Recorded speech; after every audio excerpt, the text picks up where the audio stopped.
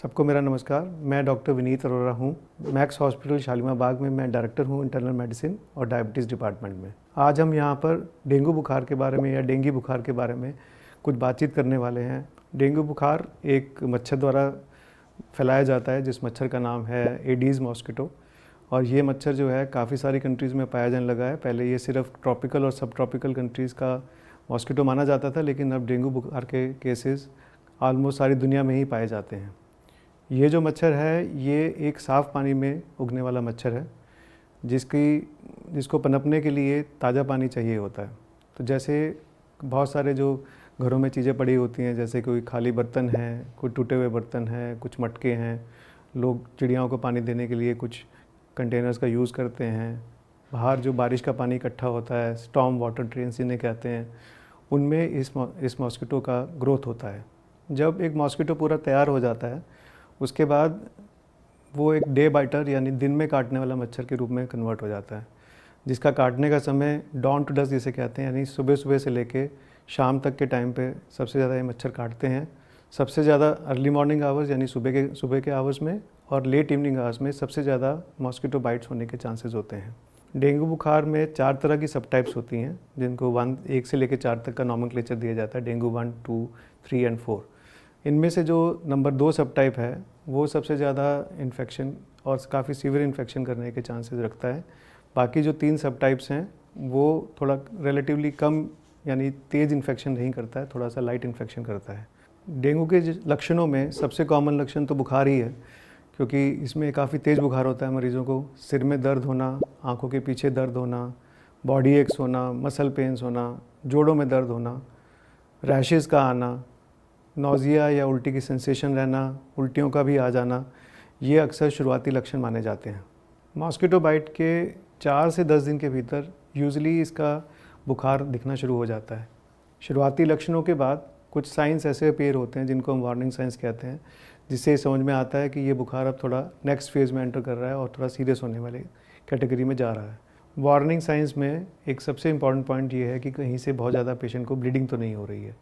उस ब्लीडिंग में चाहे वो उल्टी के रास्ते से खून आ जाए, गुदा के द्वार से यानी लैट्रिन के साथ ब्लड आना शुरू हो जाए, या जो स्किन में बहुत सारे मल्टीपल ब्लीडिंग पैचेस होते हैं जिनको हम पेटिकिया या स्किन हेमरेजेस कहते हैं, वो दिखनी शुरू हो जाती हैं। दुर्भाग्यवश कुछ मरीज ऐसे होते हैं जिनमें डेंगू और ज़्यादा गंभीर हो जाता है, जिसको हम सीवियर डेंगू कहते हैं, और इसका जो खास निशानी है कि पेशेंट शॉक में चले जाते हैं, बहुत ज़्यादा बीपी लो हो जाते हैं पेशेंट्स के, और इस अवस्था में निकालना डॉक्टर के लिए और मरीज़ की ज़िंदगी के लिए बहुत एक ख़तरनाक सिचुएशन है। काफ़ी एफ़र्ट लगता है, लेकिन समहाउ कई बार ऐसा हो जाता है कि इस सिचुएशन से हम पेशेंट को नहीं निकाल पाते हैं। डॉक्टर का एक पूरा एफ़र्ट और मरीज़ों की तरफ से पूरा एफ़र्ट ये चाहिए होता है कि जब वार्निंग साइंस हमें आने शुरू हो जाएँ, हम तभी इतने ज़्यादा एक्शन ले लें कि पेशेंट सीवियर डेंगू में ना लैंड करें। क्योंकि स्टडीज़ में और हम सबके एक्सपीरियंस में यही देखा है हमने कि जिन पेशेंट्स को वार्निंग साइंस आ रहे हैं, अगर उनको उस टाइम पे अच्छी सी मैनेजमेंट हो जाए उनकी, तो पेशेंट सीवियर डेंगू में जाने से बच सकता है। डेंगू के डायग्नोसिस के लिए हमारे पास 2 किस्म के टेस्ट हैं। एक हम जिसको जैसे आजकल पीसीआर टेस्ट सबने सुना ही है, जब से कोविड हुआ है तो एक पीसीआर टेस्ट डेंगू के लिए भी अवेलेबल है। उसका एक शॉर्ट वर्जन है जिसको NS1 टेस्ट कहते हैं। ये काफ़ी एक्यूरेट टेस्ट है और ये काफ़ी जल्दी ही डेंगू को डायग्नोस कर सकता है। एक दूसरा टेस्ट होता है जिसको हम एलाइज़ा टेस्ट कहते हैं, लेकिन एलाइज़ा टेस्ट को पॉजिटिव होने के लिए 7 दिन का समय लगता है, और उसके बाद ही इसके जो IgM के नाम से जो एंटीबॉडीज़ हैं वो पिक होती हैं। एलाइज़ा टेस्ट के 2 पार्ट होते हैं, IgG एंटीबॉडीज़ और IgM antibodies. IgM antibodies acute infection को शो करती हैं, IgG एंटीबॉडीज़ प्रीवियस इन्फेक्शन को शो करती हैं। ट्रीटमेंट में डेंगू के जब शुरुआती लक्षण होते हैं तो ऐसा कुछ समय हो सकता है जब मरीज़ 1-2 दिन घर में अपना बिता सकता है। मरीज़ को फ्रीक्वेंटली पैरासीटामोल जल्दी ले सकता है वो, और उसको बहुत सारा फ्लूइड्स लेना है, स्पेशली इलेक्ट्रॉल सॉल्यूशंस जैसे फ्लूइड्स होते हैं, फ्रूट जूसेस होते हैं, छाछ होती है, नारियल पानी है, इस टाइप के सॉल्यूशंस को प्रेफर करना है प्लेन वाटर की बजाय। लेकिन ये भी ध्यान रखना है कि जैसे हम हाउस होल्ड में कभी कोई कॉम्बीफ्लैम ले लेते हैं या कोई हम पेन किलर्स ले लेते हैं बुखार उतारने के लिए, डेंगू में ये इस्तेमाल नहीं करने चाहिए, और हमारे को ज़्यादा से ज़्यादा पैरासीटामोल यूज़ करनी है। अगर बुखार फिर भी डाउन नहीं हो रहा हो तो ठंडे पानी की पट्टियाँ कर सकते हैं, लेकिन जो कॉमन पेन किलर्स हैं हमको अवॉइड करने हैं। शुरुआती 1-2 दिन बिताने के बाद ये घर पे सब लोगों को अंडरस्टैंड करना बहुत ज़रूरी है कि अगला स्टेप हॉस्पिटल ले जाने का कब डिसाइड होगा। तो उसके लिए कुछ एक पहले बेसिक से अपने डॉक्टर से मिलके कुछ बेसिक ब्लड टेस्ट पहले कराने चाहिए हमको, जैसे ब्लड काउंट्स होते हैं जिनमें एक प्लेटलेट काउंट और एक पैक्ड सेल वॉल्यूम के नाम से एक टेस्ट होता है जो कि इंडिकेटिव होता है कि कोई पेशेंट किसी सीवियर डेंगू की तरफ जा रहा है कि नहीं जा रहा है। इन टेस्टों के बेस पे और मरीज के लक्षणों के बेस पे, जैसे हमने आपको डेंजर साइंस पहले भी बताए हैं, उन डेंजर साइंस को ध्यान रखते हुए जल्दी ही डिसाइड करना होता है कि पेशेंट घर पे मैनेज हो सकता है या उसको तुरंत हॉस्पिटल ले जाने की ज़रूरत है। जब भी डेंजर साइन जैसे पेट में दर्द वगैरह, उल्टियाँ, घबराहट, बेचैनी, इस तरह के लक्षण दिखाई देने शुरू हो जाएं या मरीज़ का बीपी फ्लक्चुएट कर रहा हो, तो हमें समझ लेना चाहिए कि यह अस्पताल जाने का टाइम है, जो शायद ये घर पे मैनेज नहीं हो पाएगा।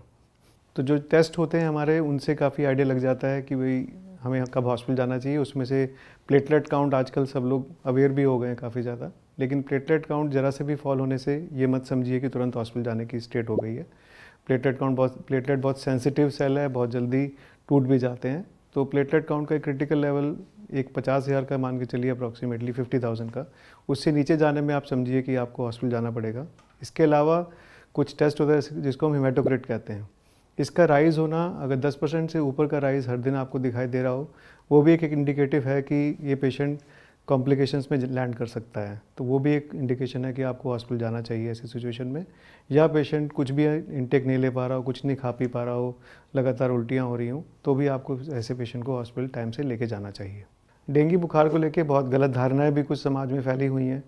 उनमें से कुछ धारणाएँ खासकर बकरी के दूध को लेके होती हैं कि जैसे किसी को डेंगू होता है, डायग्नोज होता है, सब लोग बकरी का दूध पिलाने की कोशिश करना शुरू कर देते हैं, जो कि मेरे हिसाब से बिल्कुल गलत प्रैक्टिस है। कई सारी बीमारियां बकरी के दूध से भी लोगों को हो जाती हैं और इसको जहां तक भी हो सकता है अवॉइड करना चाहिए। कोई साइंटिफिक फैक्ट नहीं है और इस चीज़ को बिल्कुल अवॉइड करना चाहिए। दूसरी धारणा बनी हुई है पपीते के पत्तों को रस को लेके। बहुत कम एक दो स्टडीज़ कहीं कहीं की कोट हुई थी कि जिसमें पपीते के पत्तों के एक्सट्रैक्ट के लेकर कुछ स्टडीज़ थी, लेकिन अभी भी वो कोई साइंटिफिक नहीं है और उनके ऊपर आप बहुत रिलाई नहीं कर सकते हैं। तीसरी धारणा ये बनी हुई है कि डेंगू एक बार होने के बाद दोबारा नहीं होता। जैसे इस वीडियो की शुरुआत में मैंने बताया था कि 4 सीरोटाइप्स होते हैं, तो as a matter of fact आपको 4 बार डेंगू हो सकता है, बल्कि जो अगर एक बार हो चुका हो और दोबारा किसी दूसरे सीरोटाइप से होता है तो डेंगू और सीरियस भी हो सकता है। चौथी धारणा ये बनी हुई है कि डेंगू सिर्फ रेनी सीज़न की बीमारी है, जबकि ऐसा नहीं है। थ्रू आउट द ईयर कहीं ना कहीं हमें डेंगू पेशेंट्स मिलने शुरू हो जाते हैं और हर दिल्ली के हर पार्ट से, इवन इंडिया के हर पार्ट से डेंगू पेशेंट्स हमेशा ही आपको डायग्नोज होते रहेंगे। तो ये धारणाओं पे हमें हमेशा ध्यान रखना चाहिए। आखिर डेंगू बुखार से बचा कैसे जा सकता है? तो इस बहुत सीधा सा बात है कि मच्छरों के बाइट से बचना ही डेंगू बुखार से बचाव है सबसे बड़ा।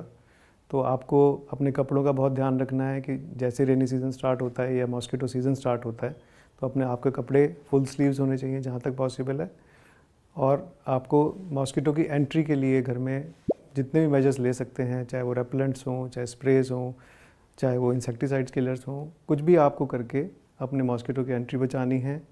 इसके अलावा एक वैक्सीन भी आनी शुरू हुई है, लेकिन अभी उस वैक्सीन का यूज़ बहुत रेस्ट्रिक्टेड है और उस वैक्सीन के साथ भी कुछ अपने इश्यूज़ हैं, तो वो बहुत कॉमनली अभी यूजेज में नहीं आई है वो वैक्सीन। तो टाइमली डायग्नोसिस, किन मरीज़ों को हॉस्पिटल जाने की ज़रूरत है, कौन से मरीज़ घर पे रह सकते हैं, ये एक डॉक्टर के द्वारा किए जाने वाला एफ़र्ट और एक मरीज़ के अटेंडेंट द्वारा किए जाने वाला एफ़र्ट है। टाइम से हॉस्पिटल जाना, टाइम से ट्रीटमेंट का शुरू होना, तो सब ये डेंगू की कॉम्प्लिकेशंस बचाने में हेल्प करता है, डेंगू से डेथ्स होने में बचाने में हेल्प करता है। Thank you.